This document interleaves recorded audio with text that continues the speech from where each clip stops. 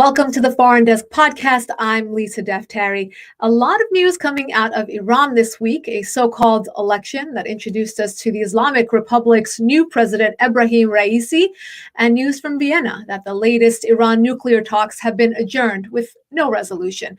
This, as Iran's new president says, this whole thing is a wash if all the sanctions aren't moved beforehand. Also on today's show, we're going to talk about the increasing incidence of anti-Semitism going on around the world, particularly here in the United States. And if you're only hearing about this for the first time right now, then you'll definitely want to take a listen. As I introduce today's guest, distinguished expert Len Khodorkovsky, who served at the State Department as Deputy Assistant Secretary for Global Affairs. He was also a senior advisor to the U.S. Special Representative for Iran and the Chief Marketing Officer of America's Economic Diplomacy. And before joining the government, Len was an advertising exec for more than 2 decades, helping Fortune 100 companies develop global campaigns and grow their brands. And a man of many, many skills and talents. Welcome to the show, Len. Thanks for having me back, Lisa. Real pleasure. We're so glad to have you back. The viewers enjoyed you very much on our foreign policy power panel a few months ago. But you can shed a lot of light and expertise on what's going on more recently. And I want to start with Iran's presidential election. So let's put aside for a moment the claims from inside the country that this was, of course, a sham election, a selection rather than an election. Polls indicating that out of the number of eligible voters, again, population 80 million, the number of eligible voters, only about 60 to 75% said that they're even boycotting the election. They're not even going to show up. With all of that, we'll get to that in a moment. But we know that the regime in Iran, it's all about the supreme leader, right? How significant is this particular presidential election? Why should we care about it? We're seeing more headlines than we ever do about Iran's presidential election. You're right about who really makes the calls in the Iranian regime. It's the supreme leader. And I hate saying supreme leader because who elected him supreme leader, right? Self-proclaimed supreme leader. But the election is significant in a couple of ways. Number one, for the person that was quote unquote selected to this post, who is, as many people have observed, is nicknamed the Butcher of Tehran, and with good reason. He's responsible for the mass murder of thousands, anywhere between 3,000 to 7,000 people in the 80s, 90s, and as the as the head of the judiciary lately. So there's no love from the people of Iran for Ebrahim Raisi, who is the chosen president of the Ayatollah Khamenei. The other reason why it's significant is that some people have observed that perhaps this Khamenei is grooming his next replacement, and the Butcher of Tehran is going to replace the current butcher in that seat. Finally, I think it's important for Americans to understand that while the Biden administration is negotiating the return to the previously fatally flawed Iran deal, it's no coincidence that Ayatollah Khamenei has chosen this person to be the beneficiary of all of the sanctions relief that the Biden administration is inexplicably offering as a return to this really terrible deal. Yeah. And so he's positioning Raisi to be the someone that he can point to say, see, the so-called moderates couldn't get a good deal, but this guy look at everything he's getting. So this is all theater, and the Iranian people know it. And what's important is for people outside of Iran to understand the nuances and what's going on. Right. And, in his first press conference, he's already setting the stage, right? He doubled down on not meeting with Biden. He's playing hard to get, so to speak. He said the Iran deal is non-negotiable. All sanctions have to be off before we even. But what dimension does this hardliner now bring to the circus? The fact that the U.S. is, courting them like never before. Well, the Biden team has gotten themselves in a pickle, haven't they? They had all the leverage that the Trump administration has amassed over the last 4 years through maximum pressure campaign. They had all the cards. The Iranian regime had really one card to play, and that's the threat of nuclear development, which they've played because it's the only thing they have to play. However, there is, there's no way the regime is going to risk its collapse by reaching or getting close enough to getting a nuclear weapon, because they know the entire world will unite against them, and the regime just won't last. So they've been playing, they've been playing well, and they've played the Biden administration very, very successfully. Even now, they're trying to get as much as they possibly can out of the administration, because the team headed by Rob Malley in Vienna hasn't been really stingy in all its giveaways. So I give the regime credit for playing their cards well, and I'm still baffled by why the Biden administration has chosen to give away all their leverage. Mm-hmm. Even if they don't agree with maximum pressure, you have some things that you want to get out of the regime, and I'm thinking of the longer, stronger, aim that Secretary Blinken has talked about, and President Biden has talked about. In other words, get them back into compliance with the nuclear deal, but mm-hmm. then strengthen the deal by virtue of adding, restraints on missile technology and terrorism, all those other things. Of course, that's a lot harder when you give away all of your leverage. So that is baffling to me. Their negotiating strategy, that is. Right. And, we used to say, look, we don't know, are they ignorant? Do they not see the evidence that obviously is mounting against Iran and against this deal?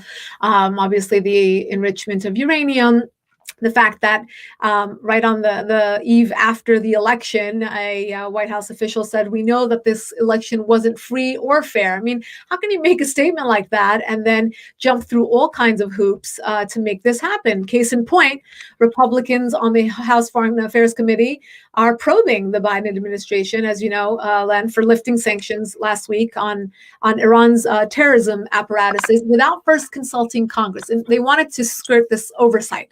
So now they're investigating the administration's decision to give this immediate sanctions relief. And this could potentially show that the State Department allegedly lifted sanctions as a secret concessions to make this deal go through.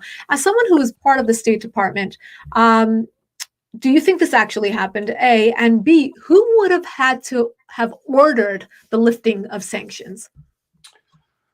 Well, these things could happen, and they could be buried in the bureaucracy in a way that's most convenient, of course. I can't tell you whether it did or didn't happen and why it did or didn't happen. But what I do know is that the Biden administration has, I hate to use the word deceive the public in their attempt to get us back into a really terrible deal, but. Right from the beginning, Secretary Blinken has said that, first Iran has to come back into compliance, and then we will get back into compliance. That red line was crossed. Then we're not going to relieve sanctions on any non-JCPOA related sanctions, and that line seems to have been crossed. Frankly, even before sitting down at the table, the Biden administration has revoked the foreign terrorist organization label or designation from the Houthis, who are Iranian proxies in Yemen, as I'm guessing as a goodwill gesture on their part. But so I don't know what to believe anymore in terms of public statements. All I know is that actions speak louder than words, and I do know for a fact that the original deal that the Obama administration negotiated with John Kerry, that was a terrible, horrible, no good, very bad deal that everybody but that Obama administration knew, and now it's even worse, because not only is it not the original deal, but some of the provisions of the original deal have already started to expire, like Iran's ability to buy jets, tanks, satellites from Russia and China, and more provisions will be expiring almost on a regular basis from now until the deal itself is completely dissolves into oblivion, and Iran has the legal pathway to obtain a nuclear weapon. So when I hear the State Department spokesman say that the original deal guarantees that Iran will never obtain a nuclear weapon in a permanent and verifiable way, that is laughable. It makes no sense. A plain reading of JCPOA, which was an agreement, not even a treaty, obviously, because the Obama administration could not get a treaty past Congress at the time, which nobody signed. There are no signatures to this agreement, just as a matter of technicality. That even a plain reading of that allows Iran to pursue, it takes all restraints off of the world's top terrorist regime to pursue a nuclear weapon at the end of the expiration of the deal. So I don't know what they're talking about. I think they're hoping that the observers are either ignorant or are compliant in pulling the wool over American people. Yeah, it's like a bad movie. I mean, why this one-sided courtship? I mean, why are they so focused on getting this deal? And like you said, I mean, the U.S. keeps bending over, and pretty soon they're going to be flat on their backs. And the Iran regime keeps making more provocations and announcing, a higher level of enrichment uranium, or flexing their muscles somehow with some military tests, or, it just seems like we're moving farther and farther apart. And yet the White House is doing all this gymnastics. I mean, why are they deceiving the American public in order to cover up for a deceitful partner in the Iranian regime? Well, I don't know. I'm no therapist, Lisa, but here's kind of, I guess, my guess or read on this.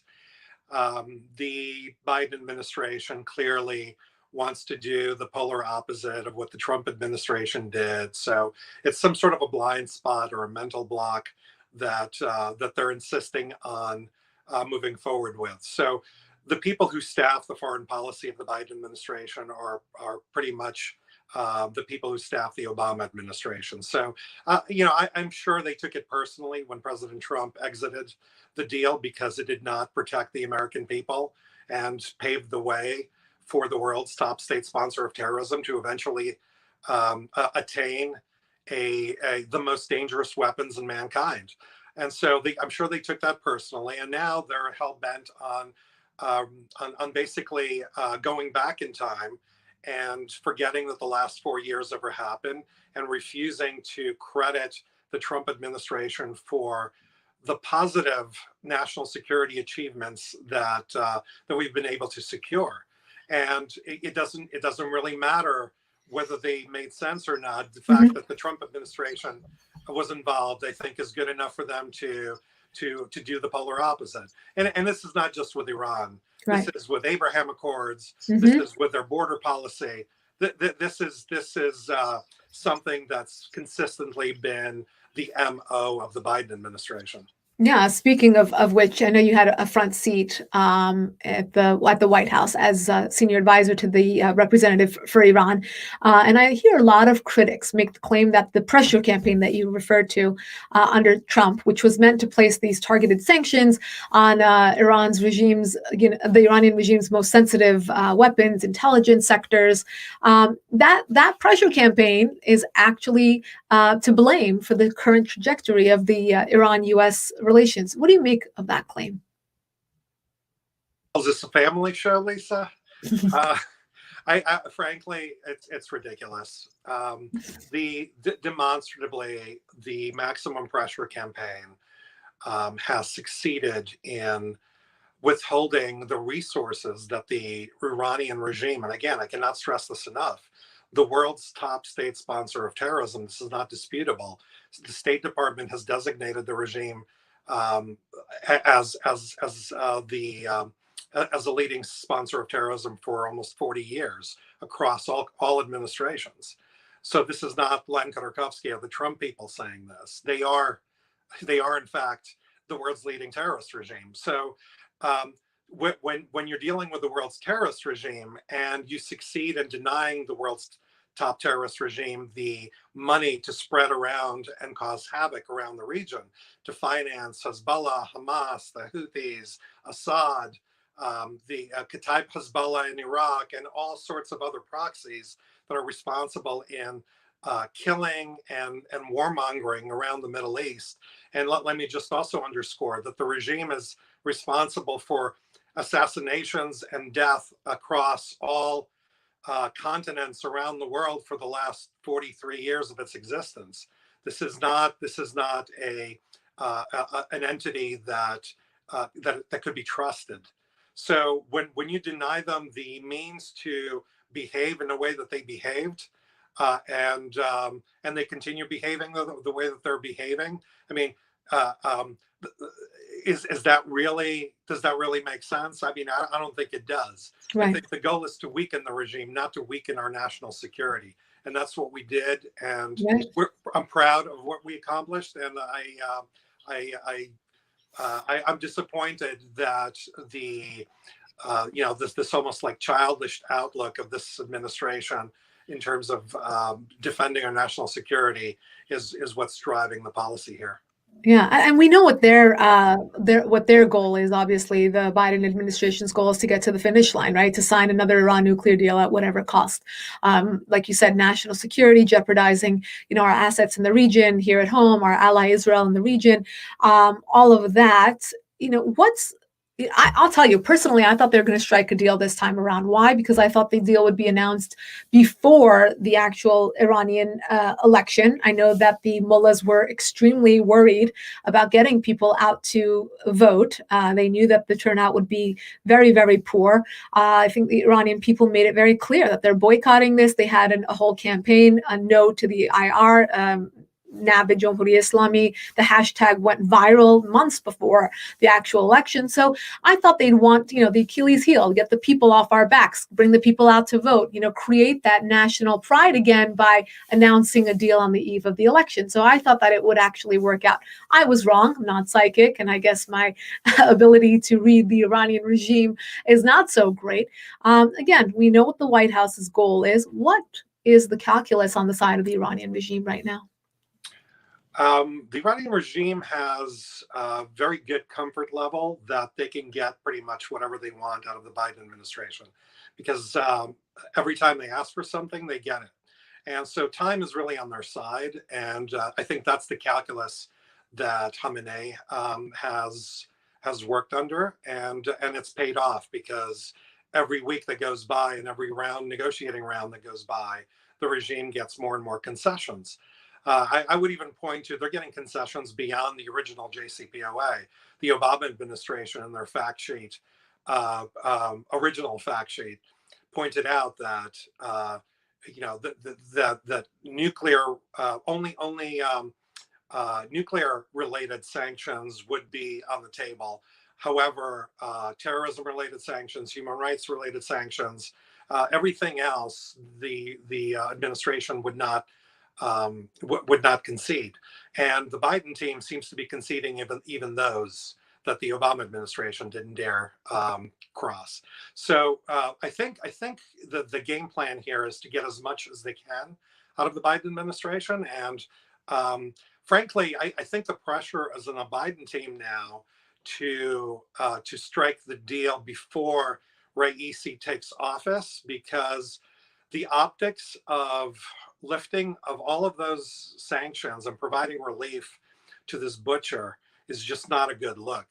So if they're going to concede all of these things and provide billions and billions of dollars in sanctions relief to any Iranian regime, it may as well be Rouhani, who's in their minds a so-called moderate, that's presided over the most executions of any Iranian regime during his administration.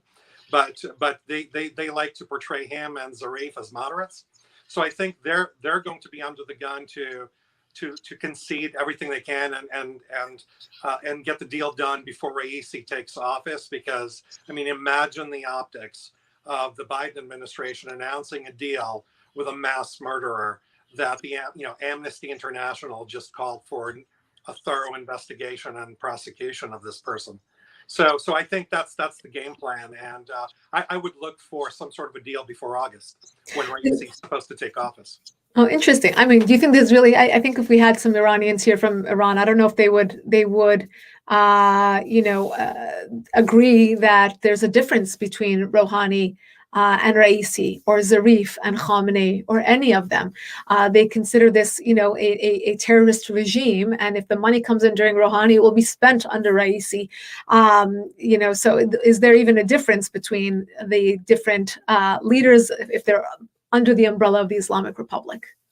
No difference. So we know that, and the Iranian people know that, and maybe even the Biden administration knows that, but they have to pretend as if they're moderates or reformists who are, if only we empowered them, everything would be so much better. But of course, the original deal had 3 years to work. We gave $150 billion to Rouhani the moderate and Zarif the moderate, the so-called moderate, and before the Trump administration even exited the deal. And who saw the benefits of all of that money? Exactly. Not the Iranian people. The regime just got richer.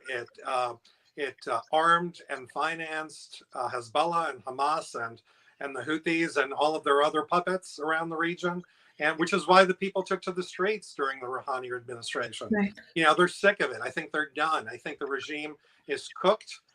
There's no way that they'll ever have legitimacy among the Iranian people ever again, and the only way they can stay in power is by murdering the people, which they're pretty good at, unfortunately. Right. It's interesting because you look at so many of these leftist woke kind of human rights or social justice movements, and if they really would have applied that to the Iran nuclear deal topic, and look at the people of Iran and what they're suffering through, and it's really it's morally sinful to give this money and to give this legitimacy and to give this breathing space to such a murderous regime. If they brought you into the White House today under the Biden administration, no unicorns and no pink fairy dust, what would you, given the stage is set as it is, you can't change anything, you can't have 3 wishes, how would you advise them to deal with Iran? How would you curb the Iranian regime? Well, number one, I'm fond of maximum pressure. I would double maximum pressure. I would make it excruciating pressure, to be honest with you. Because that's the only tool that the regime understands. That's what brought him to the table for the Obama deal, and that they see the writing on the wall. They understand that the people are done, and they're going to hold the regime accountable for its corruption, mismanagement, warmongering, human rights abuses. The people are done. So when we say maximum pressure, it's not just America applying the pressure. It's the people, the Iranian people, applying the pressure from within as well. And at some point, the regime has to, in the Trump administration, we were fond of saying we're after regime. We wanted the regime to change its behavior. The people were kind of upset with us for that because they've already had it with the regime. But it's hard for me sitting here watching this regime and seeing all the nuances to really understand how you can reform this evil entity that has been oppressing the Iranian people for 42 years. I just don't think it's possible, and the Iranian people don't think it's possible either. And so I think in the way that Ronald Reagan has empowered people of the former Soviet bloc to be able to resist the oppression of the communists in the Soviet Union. I mean, I think we have to do everything possible to support the Iranian people to be able to determine their own destiny in a way that reflects their traditions, their values, and their human rights. And look, I mean, we did that in the Trump administration the best way we could, and I think that's what if Len Khodorkovsky walks into the administration again, and I'm not holding my breath. That's what I would advise. Stand with the people, forget the regime. Right, absolutely. And you know, we do everything we can to really amplify their voices, their hashtags, their videos, to really have their voices heard, and to show and demonstrate what the real true colors of the regime are. Because it seems like our administration really isn't taking the 80 million people's words for it.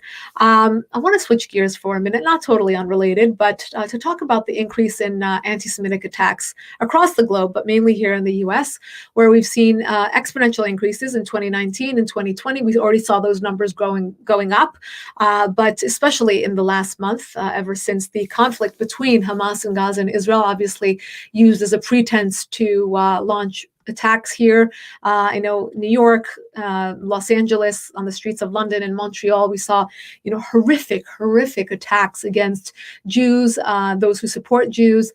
In addition to your role at the White House, you came out with a more personal response to all of this. And I'm referring to your op-ed, which was called Anti-Semitism in the U.S. My family fled the USSR because of it. We never expected it. We never expected it in America. Can you describe your reaction and the feelings you had in response to seeing what we are experiencing right now? Yeah, Lisa, it is very personal. As you mentioned, on August 13th, I will be, and my family will be marking 40 years since we arrived in the United States from the Soviet Union. And coming to the United States from a place where anti-Semitism was prevalent, it was just embedded in the system. And, you know, being able to flee that kind of a system and be granted a second chance, you know, in the greatest country in the world was kind of magical. It was surreal. And of course, you know, what was even more surreal is religion and religious tolerance was taken for granted here. That was really unusual. Mm-hmm. That was not our life experience up until this point.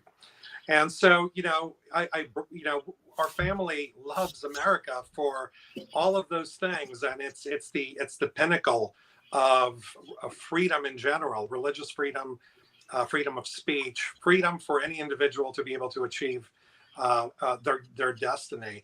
And that's how we, you know, my wife and I raised our kids. What really hurt us recently is, and it's been kind of percolating over the years, you know, whether it's, you know, creeping from Europe, whether it's the defacing of cemeteries and synagogues, right, in Philadelphia and St. Louis, and the shootings at the Tree of Life Synagogue and in Poway Synagogue in San Diego. Slowly but surely, it's been creeping closer and closer to home.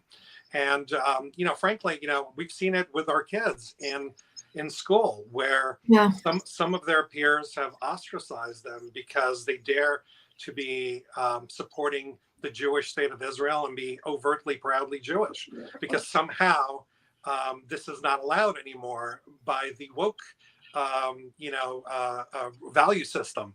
So it's really hurtful. And frankly, you know, we've seen what happens in the UK with the Corbynization of the Labour Party.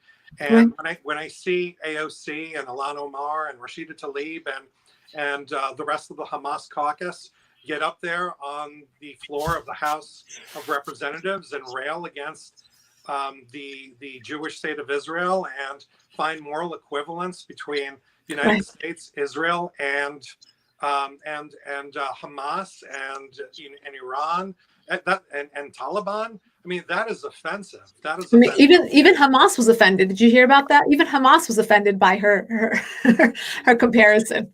Yes. Well, good. Right. Exactly right. So it's really starting to get closer to home, and we're worried. We're frankly worried that this country of promise, the country that George Washington has envisioned, and in the op-ed that I wrote that you mentioned, I kind of cite the letter that George Washington sent to the Hebrew congregation in Rhode Island, assuring the congregation that the Jewish people, the seeds of Abraham, will be able to find room to practice their religion just like every other religious group in the United States and live in peace. And we're getting to a point where that is no longer to be taken for granted, and that is really, really disturbing. I think a lot of that has to do with being able to disguise people's anti-Semitism with the term of anti-Zionism. Right. So we've seen when the Jews in the United States have been attacked, they weren't attacked as Zionists. They were attacked as Jews. Nobody is yelling, "Let's kill the Zionists." They were yelling, "Let's kill the Jews." And that is really disturbing. And frankly, I think we all have to figure out how to get back to the values that Washington and the founding fathers have envisioned, and call out these anti-Semites, whether they're in Congress or on college campuses, Right. To call them for what they are, and make sure they understand that this is not something that's compatible with the American value system. Yeah, I mean, speaking about you brought up the Squad, the Hamas caucus, these hate-filled individuals who are they're not even disguising as well as they should, because that's how open and free they feel and confident they feel about their position against Israel and against Jews.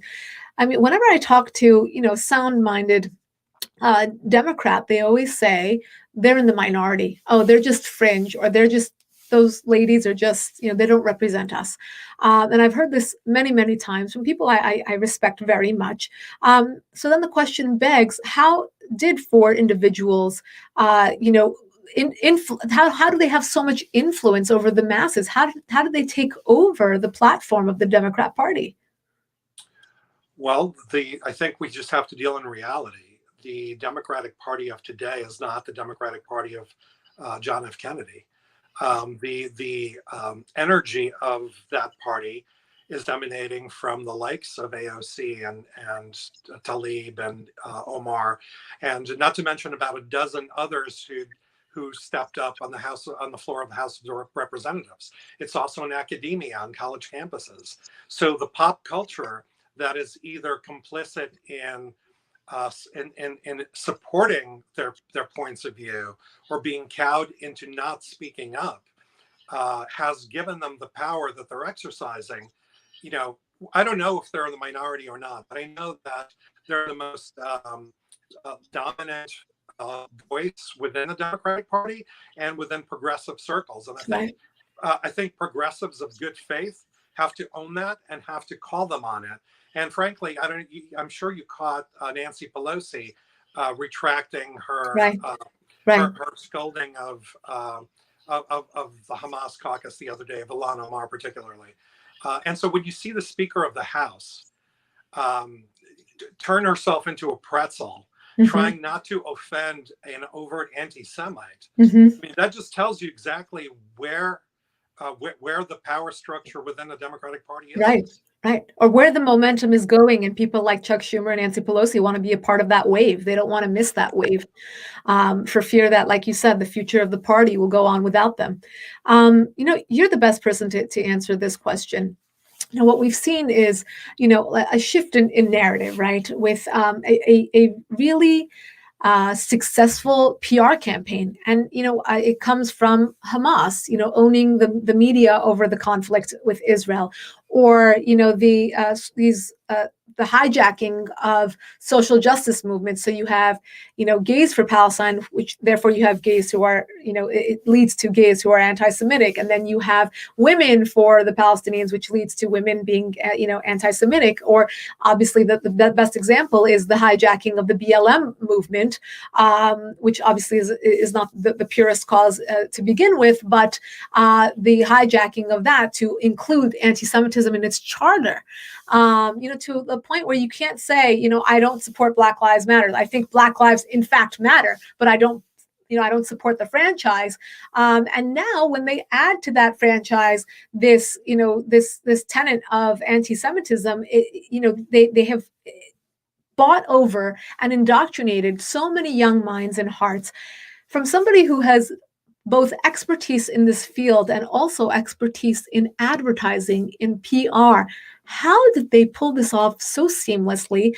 Where are the people who are watching and basically, feeling that they were, taken over by a movement that they didn't believe in and now they're a part of. Are there those kinds of voices, and why aren't we hearing them? I mean, can you map this out for us, with your level of expertise in this field? I hold the media responsible. I believe that, I should say, beyond the upbringing of all of these people and the education system that has allowed such nonsensical ideas to penetrate our education system and poison the minds of young people with these completely irrational ideas that would be laughed out of the classrooms just, I don't know, 10, 15, 20 years ago. But what really makes it penetrate the popular culture is the irresponsibility of the media to do its job. It used to be where the press would say, we're the watchdogs for the people. We hold the powerful to account. I don't know when it happened. I mean, it's been a gradual descent into journalistic malpractice for a long time. But we're at a point now where journalists are no longer doing their job. Most of them. Some of them are really good, but the general I think mainstream media narrative has been to support these irrational, un-American voices without holding them accountable. Part of it, I think, has to do with just not being exposed to actual history. Mm-hmm. Part of it has been because it's politically incorrect to hold a certain group of people accountable, because you're going to lose all your friends in the cocktail circuit. So it's hard to be a journalist, right? But that's the job. And if the media is not going to hold them accountable, if somebody's not going to say, you're full of crap, and this is why, and it really doesn't take that much effort to get to the truth, then I think we're at a disadvantage. And of course, I say that both as a former, a person who's been involved in politics, but as a Republican, as a conservative, the deck is stacked against the conservative point of view in mass media, but also in terms of popular culture, where look, even when I worked in advertising in New York, if you supported Bush against Gore, you really couldn't talk about that in the among your colleagues. However, if you supported Gore against Bush, there was no problem in having conversation in the office about that. And that just kind of underscores the double standard that's been seeping into our collective behavior for decades. And it's too bad. It's too bad. I think we need to wake up before it's too late. Grown-ups are supposed to be grown-ups, and some of these things are inconvenient to bring up, but the truth is the truth. And if we care about the values that America was built on, that has created the most prosperous, the most free and tolerant society that's ever existed, we better get our act together, because there's no guarantee that it's going to last. That's right. I mean, what better message to end on than that? That's tremendous, and it's a big undertaking. But I hope that the children, your children, my child, he's only one, but he's going to grow up to obviously learn these values, will be confident enough and knowledgeable enough to carry this message into the next generation, and do so and in a way that can influence the media, the social media, their friends, the classroom, and all the different bullies that they have to face going forward. So I thank you so much for your expertise. I thank you for your time and for joining us today. Thanks for having me back, Lisa. Appreciate it. We'll hopefully have to have you back on very soon. And for all of you who'd like to subscribe to our podcast, you can go to youtube.com/Lisa Daftari. And to sign up for our daily top 10 email, make sure to visit our website at foreigndesknews.com, and you can sign up there. See you all next week.